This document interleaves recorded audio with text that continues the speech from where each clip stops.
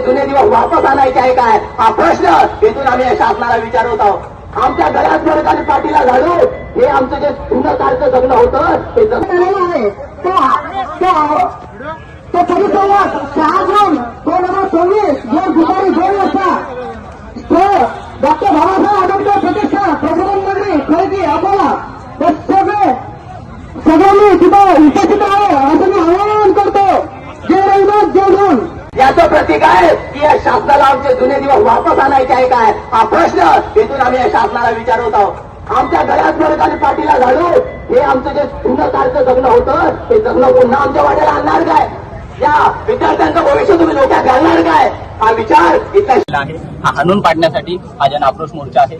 यामध्ये प्रामुख्याने आमची मागणी आहे की आरक्षणामध्ये जे अबकड असो उपवर्गीकरण अनुसूचित जातीमध्ये केल्या जात आहे हे रद्द करण्यात यावं. त्यानंतर राखीव गटातून जर एखादा मेरिट येत असेल त्याची सीट ओपनला खुलते आणि हे असंच कायमस्वरूपी अबाधित राहावं. आणि यासोबतच बदर समितीचा जो अहवाल आहे तो संविधानाच्या 14(4) आणि 16(4) ला उल्लंघन करते आणि म्हणून त्याचाही आम्ही रद्दीची मागणी केलेली आहे. तो जनतेसमोर जाहीर करण्याची मागणी आहे. बार्टीच्या अहवालामध्ये अनेक त्रुटी आहेत तर त्याचाही विचार शासनाने करू नये. आणि हा जनतेचा आक्रोश लक्षात घेत असता समाजात फूट पाडण्यापेक्षा हे 13% आरक्षण असंच अबाधित राहावं अशी मागणी घेऊन हा जन आक्रोश मोर्चा संपूर्ण अकोला जिल्ह्याचे आंबेडकरवादी समाज या ठिकाणी घेऊन आलेला आहे. पुढचं काय पाऊल असेल तुमचं?